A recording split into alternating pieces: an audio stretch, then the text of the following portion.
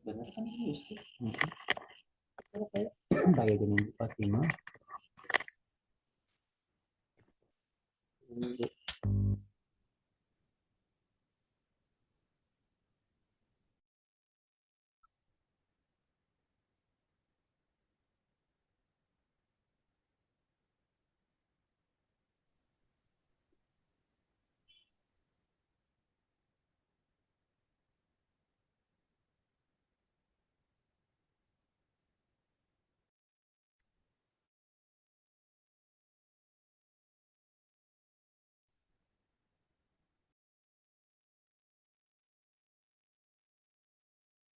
Jalan dulu ya lah, yang nggak ada fotonya.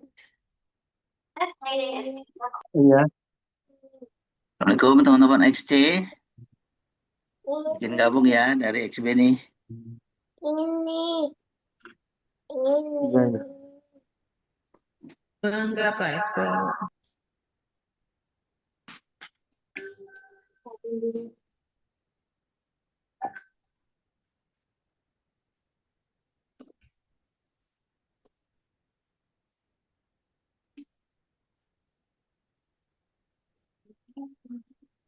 Oh, belum.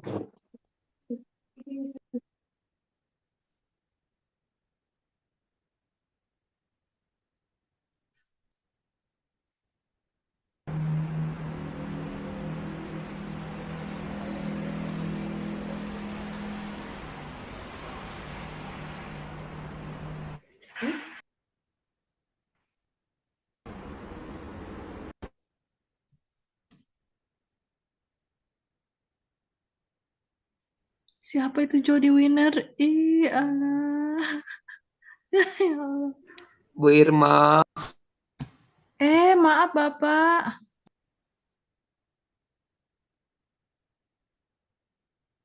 Maaf Pak Jody.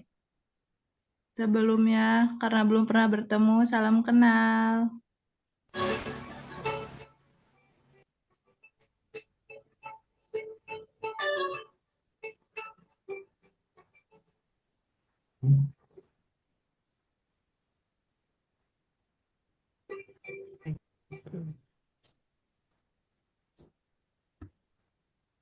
Nah,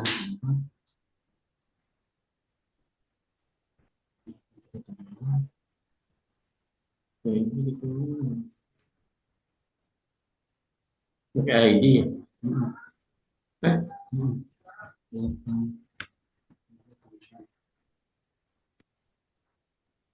Assalamualaikum. Kalau Iya, Assalamualaikum Pak logistik Sigit. kooperatif. Ya. Yang Dan Bapak Ibu XB mohon izin ya, kami dari kelas XC gabung sama ikut bergabung. gabung sama kelas lain.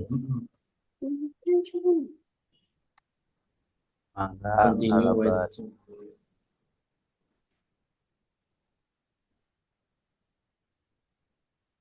berapa itu?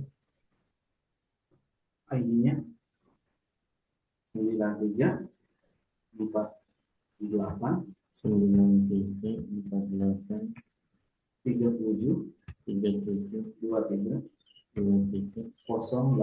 Heru, mohon izin boleh jadikan saya co-host. Eko Priyono, terima kasih. atas nama siapa, Pak? Pak Eko Eko Pak, Priyono, Pak Pak. Eko Pak. Eko. Terima kasih. Ini langsung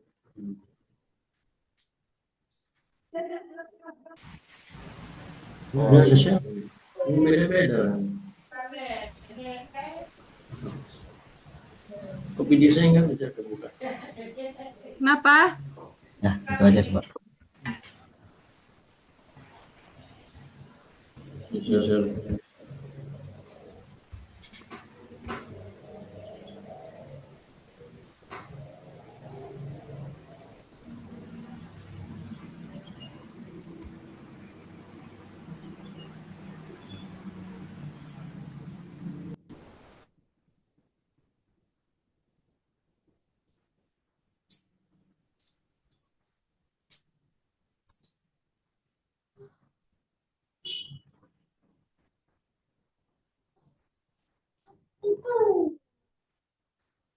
Itu jadi nama.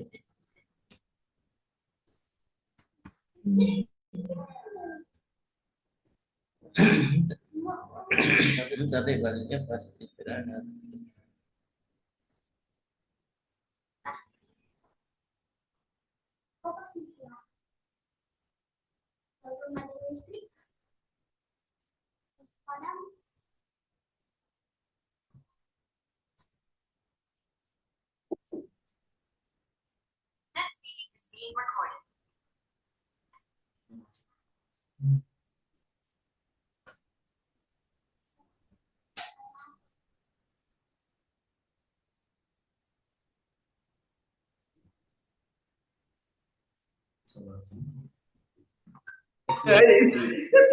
Oh, Itu ruginya. Kalau wrestle bola wrestle mah gampang kan seetik kan enak. Sekali gol.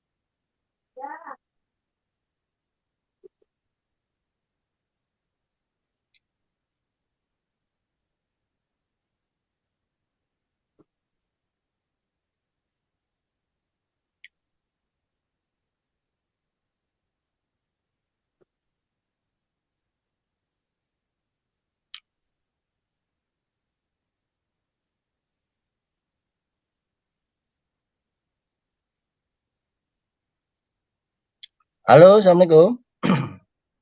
Waalaikumsalam Mas Sigit. Waalaikumsalam. Waalaikumsalam, Bapak. Salam. Ini udah betul ya? Linknya Bapak masuk di sini ya? Betul, Pak, Iya, betul, Pak. betul, Bapak. Oh, Gabungan katanya nih, ada Pak. yang gabung termasuk ya, berarti ya gabung. Sudah, Pak, Iya, aman, Pak. sudah. Oh, Sudah, makanya Pak. Bapak DXT. bingung ini. Siap, Sebentar ya sudah. Bapak, belum bisa buka dulu. Sebentar ini gambar Bapak ya. Ini masih Baik, Pak. Android. Siapa? Kami setia menunggu. Iya, sebentar.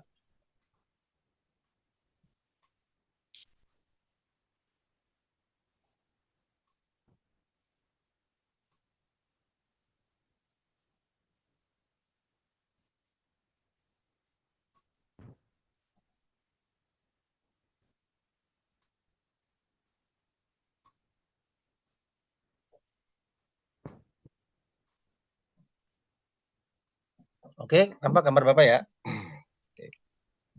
Siapa? Oke, baik. Bapak buka dulu. Assalamualaikum warahmatullahi wabarakatuh. Selamat pagi semua. Assalamualaikum warahmatullahi wabarakatuh. Waalaikumsalam warahmatullahi wabarakatuh. Sedianya hari ini memang Bapak akan memberikan materi ya, namun Bapak akan coba rangkum agak lebih cepat ya. Ini untuk share screen bisa langsung atau nunggu admin dulu atau gimana? Bisa langsung nih, Pak. Sudah multiple. Oh, bisa langsung ya? Iya, Oke. silakan, Pak. Kita masuk ke materi linguistik komparatif sesi 1. Itu apakah minggu lalu sudah Bapak kirim ya share sesi 1 ya? Materinya. Iya, Pak, sudah. Sudah ya? Oke. Kita akan masuk berarti sesi kedua hari ini ya. Bapak mau coba dulu share, apakah sudah nampak belum di sana? Maksud saya di layarnya.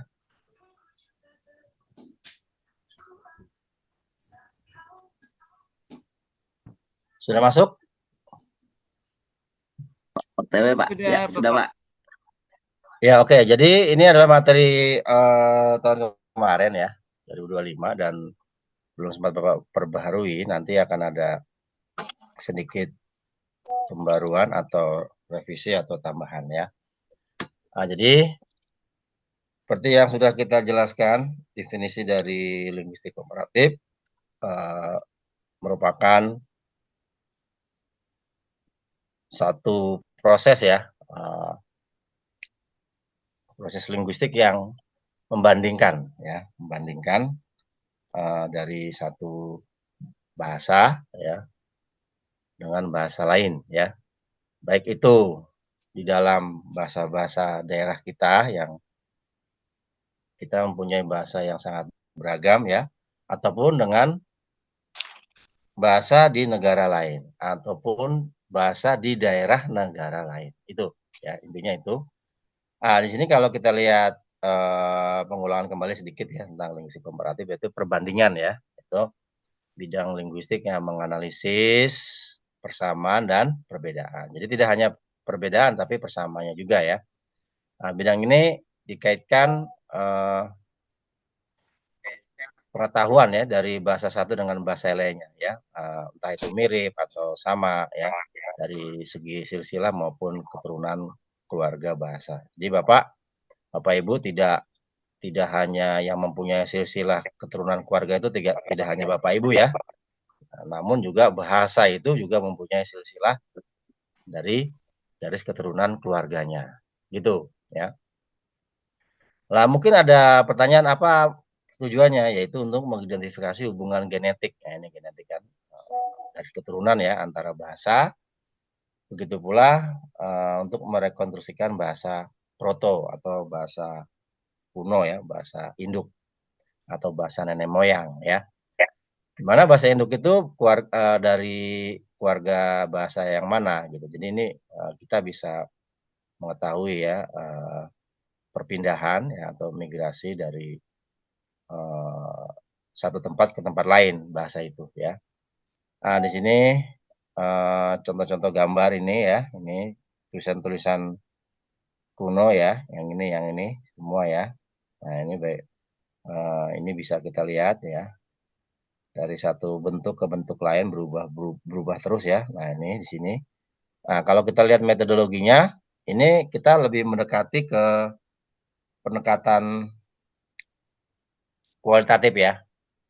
Jadi untuk linguistik komparatif ini lebih dominan ya untuk pendekatan kualitatif metodologinya ya.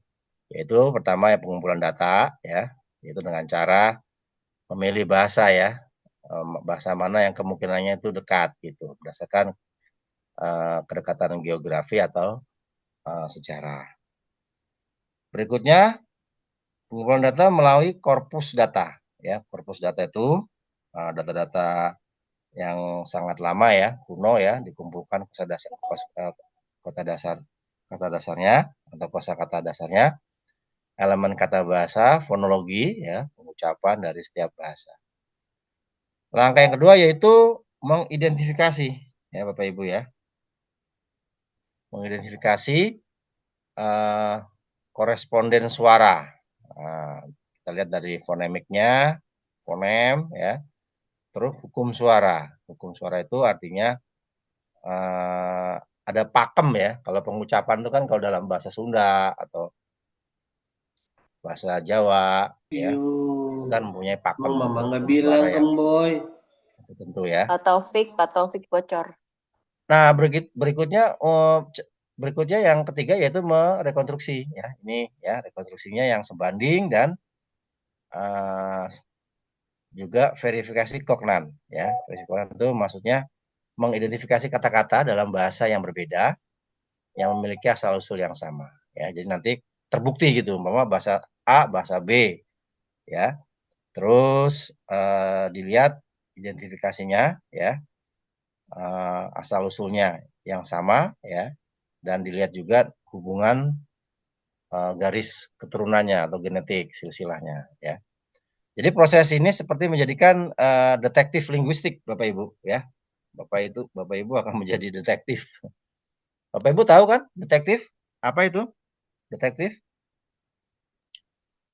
Mata-mata. Tahu, Pak. Penyidik. Bagaimana? Penyelidik. Ulangi, Bu. Penyelidik. Penyelidik ya, Pak. Penyelidik. Iya. Iya, benar. Menyelidik apa, Bu? Penyelidik macam-macam, Pak. Bisa kasus kriminal, bisa forensik, Ah, bisa ah, apa aja sih. ah, ah, ah. Oh, kalau ini detektif linguistik. Keren, jadi seru kelihatannya.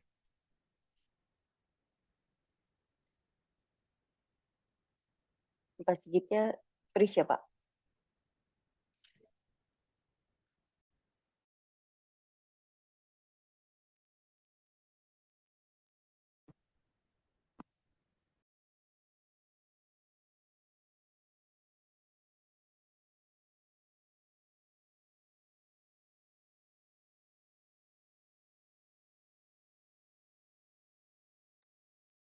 Pak Sigitnya kepental ya, Bapak Ibu? Iya, Bu. Tadi Kepental kayaknya kayaknya. agak Pak freeze berapa lama. dosennya keluar sepertinya, Bu. Iya. Kayaknya sinyalnya. Ini kira-kira slide-nya akan ditaruh di LMS tidak ya sama beliau? Kak, Ada. kalaupun enggak, ntar kita minta aja, Kak. Nggak apa-apa di Oh, WhatsApp. oke. Oh iya, Thank you, thank you. Bapak udah ada. Pak Sigit udah balik. Halo, masuk? Mangga Pak, masuk Pak, Masuk, masuk. Pak. Ya, Pak. Waduh, ini maaf nih. Pas ngomong detektif hilang lagi. Aduh, ini udah pagi-pagi udah ada ini apa? Gangguan. Kalau Bapak Gangguan. perlu off camera mungkin nggak apa-apa, Pak. Bapak nggak usah Iya, buka makanya nih kamera. kadang-kadang Iya. kayak begitu. Kalau nggak apa? Nggak masuk dengan maksimal ya ininya. Iya. Oke, kita ulang lagi ya, Bapak Ibu ya. Sebentar ya Bapak Ibu ya. Take your time, Pak. Iya.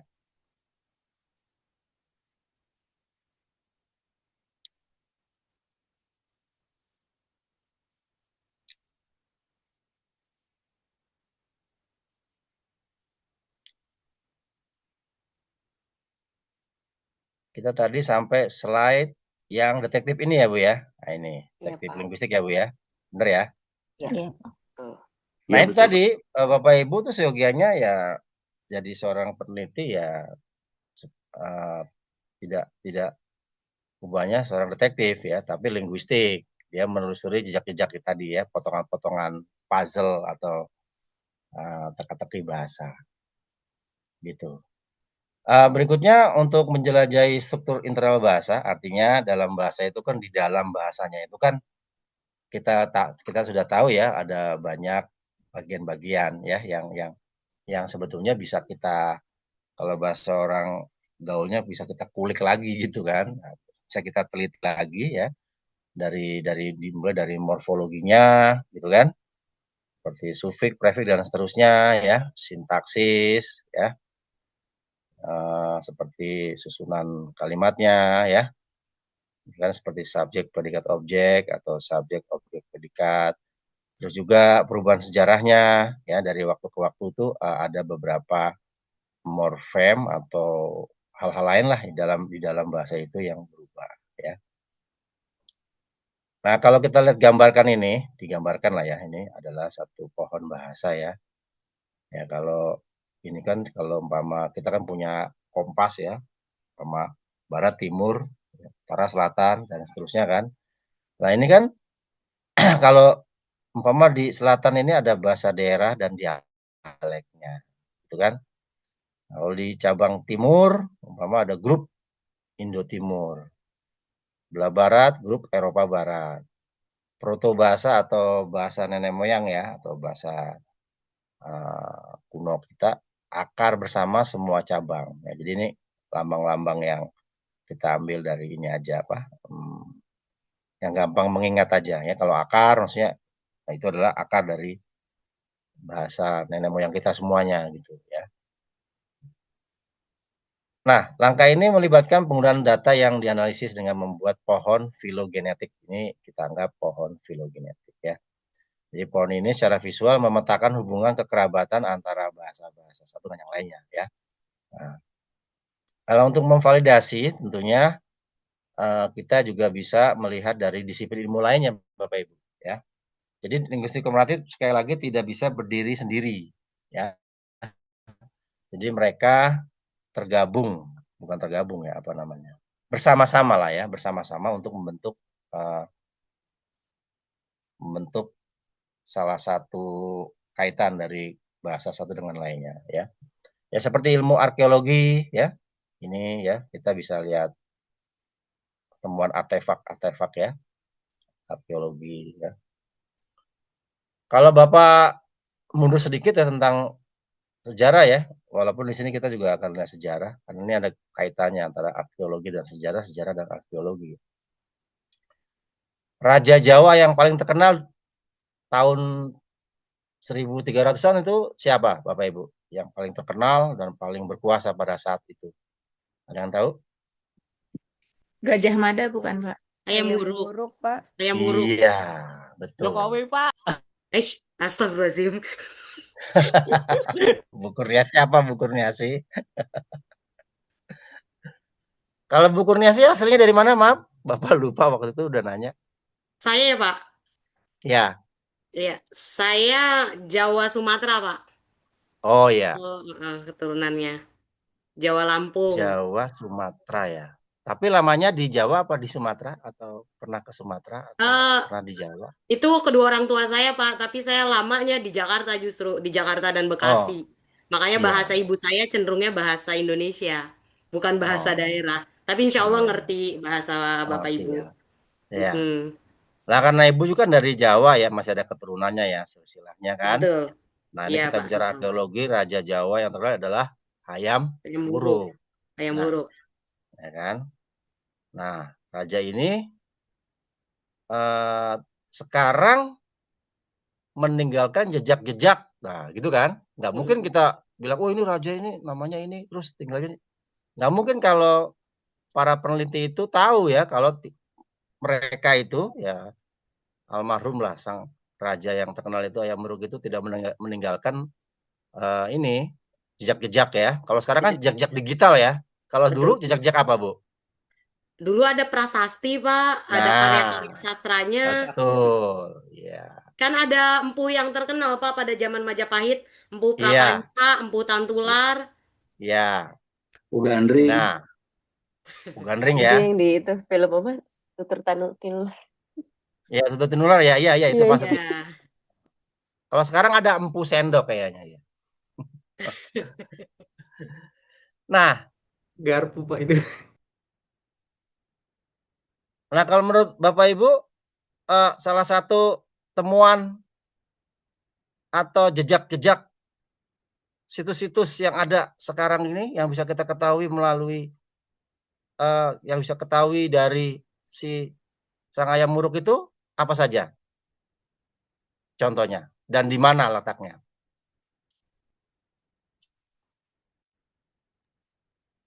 Maksudnya dalam hal arkeologi, Pak. Kalau saya ingatnya Hayam Wuruk tuh dalam hal kayak strategi perang gitu loh, Pak. Strategi menyatukan bangsa gitu. Kalau arkeologi saya kurang paham sih, Pak.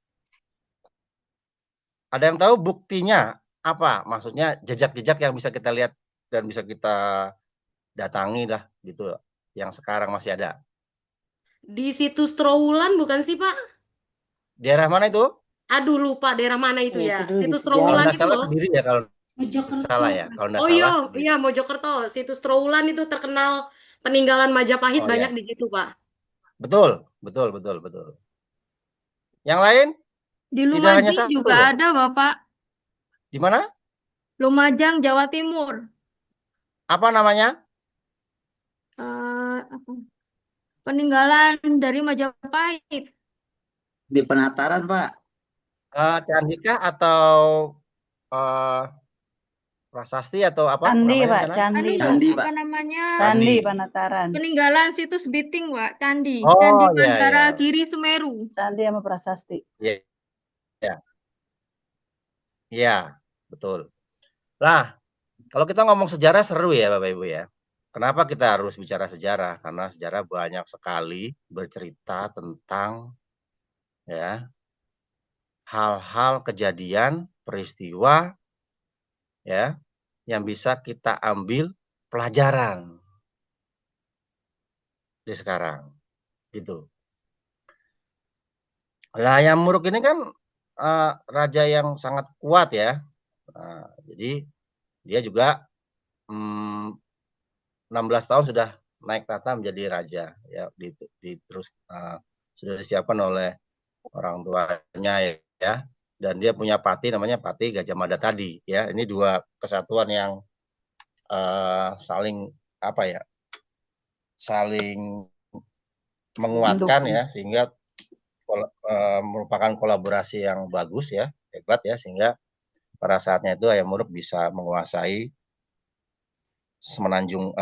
seluruh Sumatera ya, dari Aceh sampai Lampung ya, terus Irian Jaya, Sulawesi ya, terus Kalimantannya itu adalah Kalimantan termasuk Kalimantan yang sekarang dipakai oleh negara Brunei, itu termasuk wilayah kekuasaan dia itu ya. Nah, dia juga punya mitra kerajaan ya. Dia mitranya sampai ke kerajaan di Filipina ya, di Thailand, terus sampai dengan di Kamboja ya. Kan dulu, sekarang pun ada raja Kamboja kan. Nah, itu adalah mitranya raja kita yang sangat kuat pada saat itu ya. Nah, cerita panjang tadi dari info-info dari Bapak Ibu tadi itu bisa ya, itu kan puzzle apa namanya, sebutan puzzle potongan-potongan lah ya. Nah, nanti bisa kita satukan menjadi jawaban daripada linguistik komparatif. Contohnya bahasa apa yang dipakai pada saat itu? Ada di situ nanti ya. Terus morfem atau fonologi ya, sintaksis yang sangat khusus ya. Itu apa? Terus kaitannya dengan bahasa Sanskerta yang ada di Jogja ya, bahasa Jawa dan seterusnya, itu akan ada benang merahnya nanti ya. Nah, ini jadi arkeologi, sejarah, dan satu lagi adalah genetika populasi ya. Jadi tadi yang Bapak terangkan depan, migrasi ya antara satu daerah ke daerah lain ya. Contoh dari ini penerapan keluarga bahasa Austronesia ya. Studi linguistik komparatif merekonstruksi sebagai contohnya ya, ini contoh aja, bahasa Proto-Austronesia.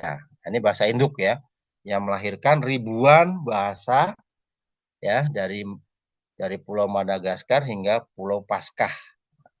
Tuh Bapak lihat tuh, Paskah itu kayaknya masih termasuk di negara mana ya sekarang, Bapak udah lupa itu. Coba Bapak lihat lagi ya, di Pulau Paskah ya. Jadi ini jalurnya dari Taiwan ke Asia Tenggara, Oseania, dan seterusnya terus ya. Ini kalau digambarkan seperti ini.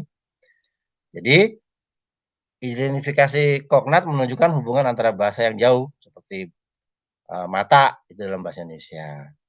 Mata dalam bahasa Tagalog itu juga pakai kata mata ya. Nah, membangun kembali kosakata Proto-Austronesia memberikan gambaran tentang kehidupan penutur awalnya, asal-usulnya ya. Gitu. Kesimpulannya adalah kalau kita lihat metodologi dalam linguistik komparatif ini menekankan analisis berbasis bukti ya. Bukti dan juga melibatkan kolaborasi antara disiplin ilmu sejarah, ada lagi arkeologi ya, sosiologi ya. Tidak hanya itu Bapak hanya beri contoh saja ya, itu tadi ada 3 ya. Interdisipliner linguistik komparatif yaitu arkeologi, sejarah, sosiologi juga masuk Bapak Ibu ya, masuk ya. Dan juga bidang-bidang lain ya. Nah, ini. Mungkin itu saja ya materi hari ini. Sebelumnya ada yang mau ditanyakan, silakan.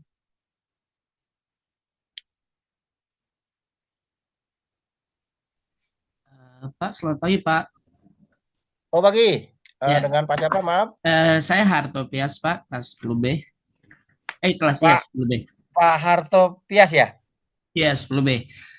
Oke, Pak, silakan Pak Harto Pias ya. Saya tertarik dengan tadi detektif linguistik ya, di mana menyelidiki tentang contoh linguistik berarti makna tersembunyi ya Pak. Ya. Nah, kalau seandainya detektif linguistik itu kita kaitkan dengan contohnya sebuah penelitian di bagian novel, apakah itu juga masih ruang lingkup linguistik atau sudah masuk bagian sastra, Pak? Oke, baik. Oke, bagus pertanyaannya. Kalau kita mau contohnya mau penelitian untuk detektif linguistik di bagian contoh novel tentang kita kaitkan dengan ekolinguistik, apakah itu bisa masuk di ruang lingkup linguistik atau harus di sastra? Terima kasih, Pak. Ya, oke, udah Bapak tangkap pertanyaannya. Ada lagi yang lain sekalian Bapak jawab?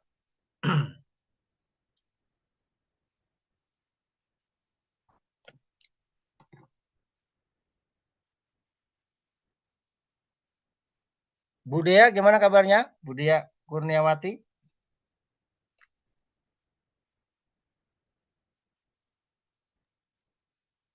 Assalamualaikum. Waalaikumsalam. Pak Cucu mau bertanya? Sedikit. Ya, baik. Assalamualaikum warahmatullahi wabarakatuh. Waalaikumsalam warahmatullahi wabarakatuh. Ya. Pak, bagaimana kabarnya hari ini, Pak?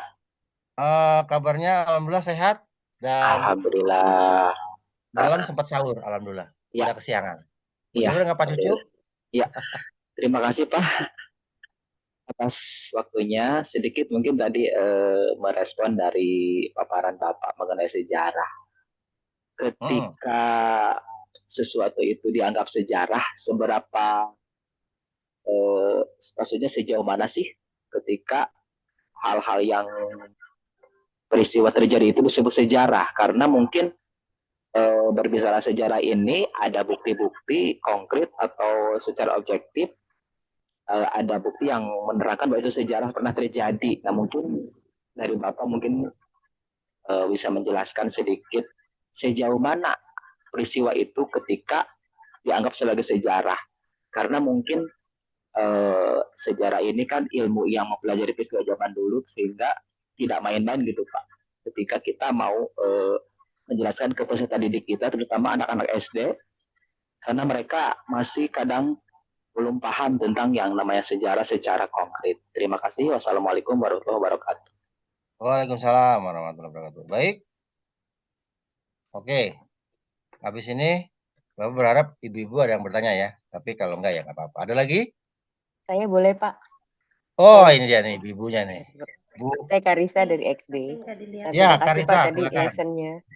Itu saya tadi tertarik Pak yang Bapak bilang Astronesia. Saya malah mengharapkan kita ada ada hubungan sama Australia. Nah, makanya saya mau tanya Bapak, pengetahuan Bapak, ada nggak karena kan saya dulu pernah sekolah di sana belajar tentang historinya ini suku aborigines. Nah, itu kok ada kemiripan ya, saya lihat kayak feature mereka, fisik mereka kemiripan dengan orang Irian gitu Pak. Sepengetahuan Bapak ada nggak sih Pak hubungan? Kalau ini kan Australasia kan ke kiri kan Pak, ke kanan. Kalau ke bawah ada nggak Pak? Katanya sih saya pernah dengar dulu tuh satu land gitu, satu tanah, bener nggak sih Pak? Gitu sih. Iya. Boleh tahu di sana tinggal berapa lama Bu? Saya di Melbourne kebetulan 8,5 tahun Pak. Jadi saya sempat waktu itu saya ngulang kelas 12 karena saya mau kuliah di sana. Yang jadi itu kayak terpaksa, tadinya tuh saya mau ke perguruan tinggi di Indonesia kan, tapi yang tragedi 98 itu jadi saya terpaksa cepet-cepet ke sana, jadi saya nggak sampai prom SMA 3 lulus langsung berangkat ke sana untuk ngulang year 12. Nah, saya harus belajar tuh semua sejarahnya, sejarah itunya gitu-gitu sih. Jadi saya banyak Iya. Baik. Oke. Tapi ternyata Australia itu menggunakan bahasa Indonesia ya, masuk dalam kurikulum bahasa ya di pelajaran sekolah ya di sana ya. Sekarang katanya udah enggak Pak, karena sejak ini saya dengar dari Pak Profesor Dendi, kan dulu kan beliau kan pemimpin dikti. Ketika Profesor Dendi menjabat, itu katanya sih beliau bersahabat sama kayak luar negeri. Nah, katanya yang sekarang sih katanya sih Pak kurang gitu. Jadi makanya Australia kayak sedikit merenggang nih. Jadi sekarang kayak di universitas nggak harus begitu, mereka mulai mengurangi jumlah sekolah dan universitas yang mengharuskan bahasa Indonesia, belajar bahasa Indonesia. Kayak gitu. Oh iya. Namun kebijakannya masih Bu. Masih sekarang masih. Iya. Oke, baik. Oke.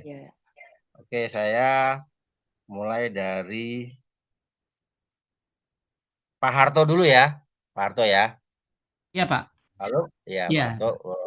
Jadi intinya apakah dalam penelitian ataupun ini ya jejak daripada mata kuliah ataupun bidang linguistik komparatif ini, apakah masuk juga pada kajian-kajian novel gitu ya kalau nggak salah ya secara iya inti ya. betul betul. Ya, Ya. ya, secara inti aja ya. Nah jadi gini Bapak Ibu sekalian ya, ini pertanyaan yang bagus juga ya karena nanti Bapak Ibu akan menginjak tugas akhir tesis ya, barangkali ada yang bisa mengangkat ini ya. Jadi kalau kita lihat daripada jenis novel itu sangat beragam Bapak Ibu ya, fiksi, non fiksi, bahkan novel-novel yang berbau sejarah juga banyak ya. Artinya novel yang ditulis berdasarkan yang ditulis oleh penulis novel itu berdasarkan zamannya atau situasi ya, sejarah perkembangan politik pada saat itu. Nah, itu loh Pak.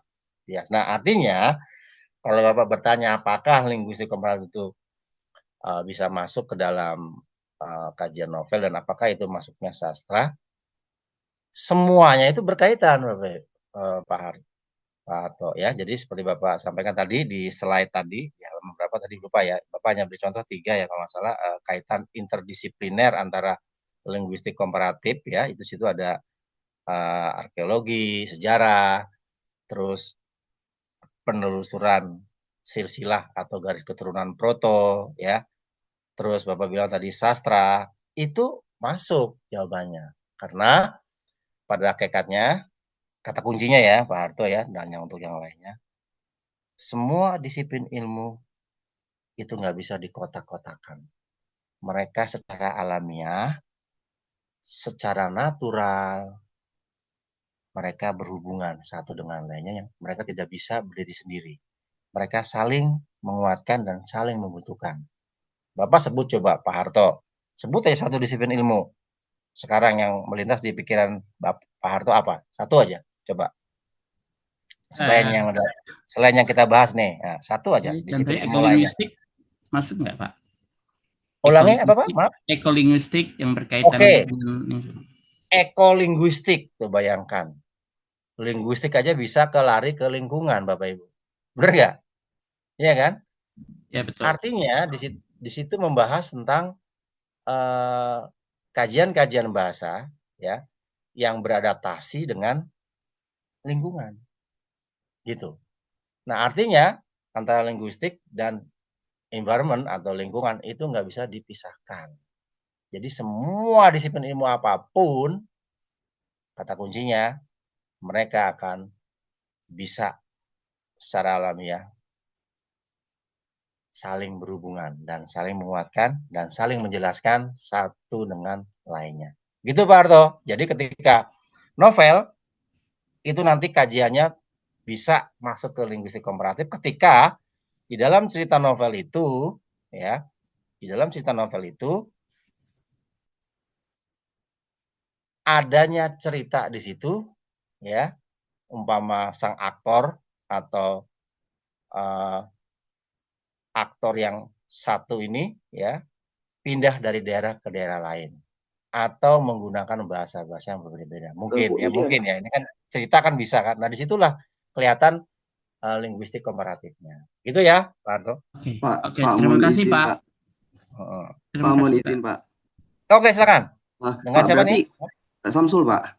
Oh, Pak Samsul, oke. Gimana Pak, berarti konteksnya itu linguistik komparatif itu lebih ke isinya Pak, bukan teksnya secara teksnya gitu maksudnya. Ya, baik. Kalau linguistik komparatif itu tidak hanya isi dan teksnya Pak Samsul, ya. Jadi kalau isi kita bahas tadi ya fonologi, morfologi dan seterusnya bagian-bagiannya ya. Konteksnya pun juga masuk di situ, ya.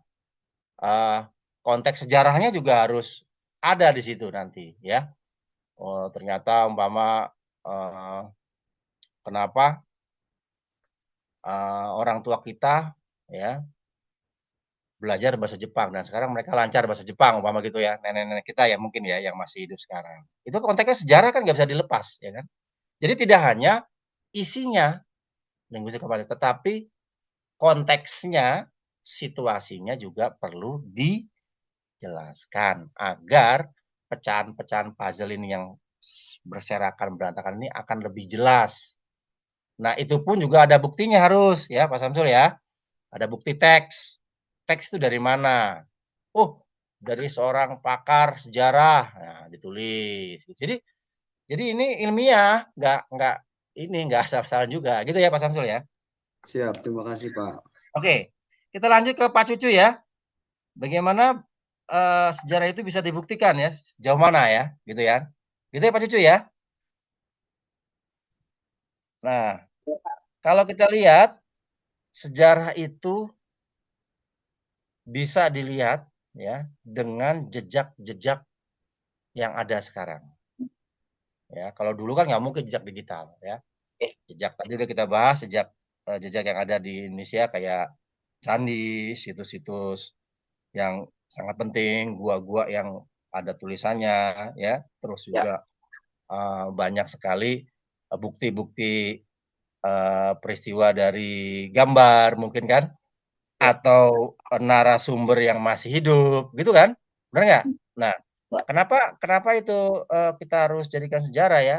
Sorry, yang paling utama ya, yang bisa dijadikan sejarah itu yang tadi Bapak sebutkan ada bukti-buktinya gitu loh ya. Nah, tadi. Nah, ini berkaitan dengan siswa sekolah dasar ya.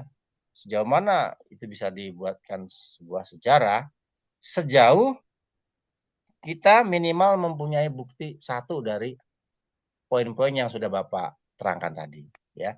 Nah, sejarah itu tidak harus yang terlalu lama ya Pak Cucu ya. Sejarah itu kejadian kemarin juga bisa itu udah karena udah lewat gitu. Nah, itu bagaimana caranya anak-anak kita itu mengetahui sejarah itu dia bisa memperbaiki kehidupan atau mindsetnya jauh lebih baik ya daripada sekarang gitu karena sudah ada buktinya nih. Jangan kamu ulangi sejarah yang kelam gitu kan bicaranya ke siswa kan. Kamu buatlah sejarah yang memukau pada zamanmu nanti kan begitu ya gitu Pak Cucu ya. Oke. Ya. Pak, boleh Terus yang nanya, berikut. Pak? Oh ya, silakan. Dengan siapa? Pak, saya Elfri Tago, Pak. Ya, Saya silakan. tadi ada yang teka-teki detektif itu, Pak. Nah, ya. Saya ada pernah, tadi dulu Pak, ada bayi bentar Pak. Oh, ada bayi. Iya. Ada suara bayi Pak, bentar Pak. Suaranya ya, suara bayi Ini kedengeran ya. saya kan SMA dulu pernah dia ajarin tulisan steno tuh Pak. Ya. Nah, terus saya pikir lagi jika saya tarik ke belakang yang secara tulisan atau bahasa Sanskerta yang ada di tulisan-tulisan kuno atau di prestasi era sekarang itu kan merupakan salah satu bentuk ungkapan atau bahasa yang digunakan steno itu Pak dalam pelajaran. Tapi zaman sekarang banyak anak-anak murid yang tidak suka atau kurang meminati akan pelajaran tersebut, sehingga saya berpikirnya lama-lama jangan-jangan pelajaran steno ini atau sebagai simbolis artefak yang ada di Indonesia ini lama-lama terlupakan. Gimana tuh Pak pendapatnya Pak? Ya. Makasih Pak. Ya. Oke. Ini bentar ya sebelum menjawab pertanyaan Bu Karisa nanti ya. Ini habis ini baru Bapak langsung masuk ya. Jadi gini Pak Vitago ya. Jadi kita kan mempunyai beberapa proses prosedur. Tadi sudah Bapak jelaskan kalau nggak salah ya di slide tadi. Nanti Bapak kirim ya ulang. Itu kan adalah tahapan-tahapan untuk metodologinya Pak Vitago, ya kan? Nah, tahapan-tahapannya itu ya ada beberapa tahapan yang harus Bapak lihat di situ, ya. Nah, seperti contoh pengumpulan data, ya kan? Kita pertama pengumpulan data, ya. Di sini, ya. Bentar ya. Nah ini ya pengumpulan data ya Pak Vitago ya. Nah ini ya. Ini Bapak jelaskan. Berikut identifikasi koresponden suara ya. Koresponden suara itu maksudnya dari suara ya, fonemik ya, hukum suara dan seterusnya. Berikutnya itu merekonstruksi bahasa proto ini ya, sekaligus menjawab pertanyaan Bu Nuryamah ya, Japri kepada Bapak ya, bagaimana merekonstruksinya. Yaitu tadi ada 2 ya, rekonstruksi sebanding ya. Kita lihat komparatifnya bentuknya yang paling mungkin sama di dalam bahasa nenek moyang kita, bahasa kuno nenek moyang kita ya, atau namanya verifikasi kognan, artinya kata-kata dalam bahasa yang berbeda. Tapi asal usulnya atau kalau ditarik garis ke atasnya itu sama sumbernya gitu loh, sebagai sumber genetika. Ini 2 ini saja yang paling sederhana ya, tapi sebetulnya ada lagi yang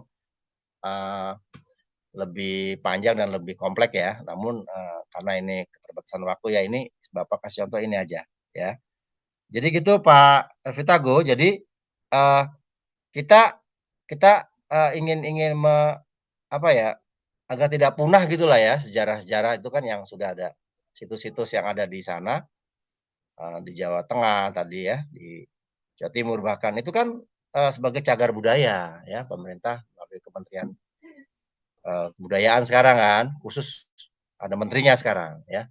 Jadi mereka harus menjaga kelestarian dan juga terus mendokumentasi serta mendigitalisasi sekarang Bapak Ibu ya.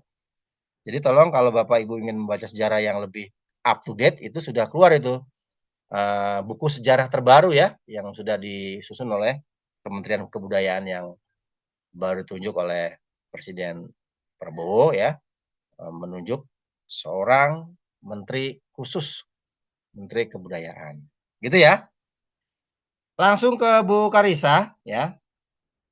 Jadi intinya begini Bu Karissa ya. Jadi memang sih kadang-kadang kalau kita lihat apa ya namanya beberapa persamaan ya gitu ya. Bahasa Austronesian ya kan. Jadi kalau secara umum ya, Bapak sebutkan saja, jadi sebagian besar bahasa yang dipakai di Indonesia ya, itu masuk ke dalam keluarganya bahasa Austronesia. Ya. Khususnya cabang dari Melayu dia. Melayu Polinesia. Itu. Jadi bahasa Indonesia itu sendiri kan berasal dari rumpun Melayu. Ya kan? Bahasa Indonesia itu kebanyakan ngambil dari bahasa Melayu, ya, Austronesia. Jadi secara historis nenek moyang kita itu adalah penutur bahasa Austronesia yang bermigrasi dari daerah Taiwan sekitar 5.000 tahun yang lalu menyebar ke Filipina, Indonesia, Malaysia, Pasifik dan seterusnya. Madagaskar terus, ya. Jadi itu asal rumpun bahasa yang kini dominan di Nusantara, ya, Austronesia. Jadi dampaknya kosakatanya, struktur bahasanya, sistem pembagian katanya, budayanya, sejarahnya, bahkan budaya maritim ya, itu menyebar ke teknologi pertanian dan navigasi di wilayah Kepulauan Indonesia. Gitu ya Bu Karissa. Iya, terima kasih Pak. Terima kasih juga pertanyaannya untuk mencerahkan yang lain juga ya. Gitu. Oke, ada lagi satu lagi pertanyaan sebelum Bapak tutup. Oke, kalau tidak ada, jadi Bapak simpulkan materi hari ini ya. Bahwa yang pertama adalah Bapak Ibu hari ini mengetahui ya paling tidak yang paling sederhana ya untuk merekonstruksi satu bahasa. Ya, entah itu bahasa proto atau bahasa-bahasa yang masih digunakan oleh kita. Dan tidak menutup kemungkinan bahasa-bahasa yang telah mati sekarang, ya kita anggap mati ya. Contohnya bahasa yang telah mati apa saja Bapak Ibu tahu? Namanya saya lupa, tapi yang di Papua banyak sih bahasa daerah ya Pak. Iya boleh, atau bahasa-bahasa yang dulu-dulu lagi, tidak hanya di daerah ya. Seperti bahasa Latin itu sudah tidak dipakai untuk komunikasi, berarti dianggap bahasa mati juga kan itu. Nah itu tidak menutup kemungkinan bahasa-bahasa yang telah mati kalau diadakan penelitian ya secara serius, konsisten dan berkesinambungan itu akan bisa terkuak ya asal usulnya, terus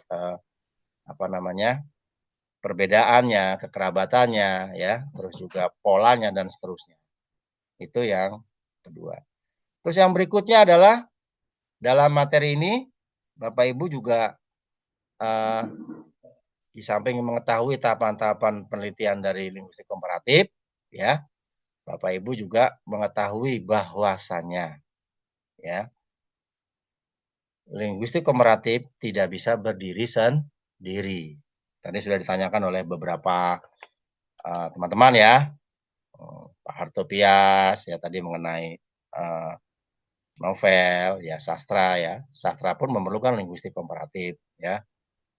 Bu Dea, Pak Cucu, Bu Karisa, ya, Pak Samsul, Evit, Pak Tago, dan terakhir Bu Nuryamah, ini semuanya Bapak Ibu benang merahnya tidak ada satupun disiplin ilmu yang dapat berdiri sendiri. Mereka berkaitan dengan satu yang lainnya. Bahkan tadi sudah menyebutkan ekolinguistik, bayangkan linguistik aja kok bisa hubungan dengan lingkungan, ya kan? Kenapa? Yaitu karena keterkaitan itulah yang menjadi modal utama bahwa ilmu pengetahuan akan menguakkan informasi, akan menjelaskan ya, satu hal yang selama ini belum diketahui oleh umat manusia sekarang ini. Demikian, Bapak Ibu. Kalau tidak ada yang ditanyakan kembali, nah sebentar hari ini akan Bapak kirim untuk materi tugas kelompok ya, sudah Bapak siapkan. Nanti akan Bapak japri saja ya ke PJ-nya. Kalau tidak ada yang bertanya, mungkin Bapak cukupi. Dan sisa waktu yang ada nanti Bapak Ibu bisa siapkan untuk persiapan mata kuliah berikutnya. Siap. Dan mohon maaf kalau ada kata-kata yang kurang berkenan, Bapak mohon maaf yang sebesar-besarnya. Dan bagi yang berpuasa, selamat berpuasa dan mudah-mudahan yang berpuasa diberikan kelancaran, kesehatan sampai akhir Ramadan nanti. Amin. Terima Foto kasih. bersama Pak, izin. Oh, foto lah. Oke. Foto ya. Oke. Silakan. Ini Pak, punten ditutup dulu screen-nya. Ya. Sama kelas C, Bu. Mangga Nggak ya. apa-apa. Ya. Nggak apa-apa ya Pak Oke, ya. Kita gabung ya foto ya Pak. Oke, dihitung.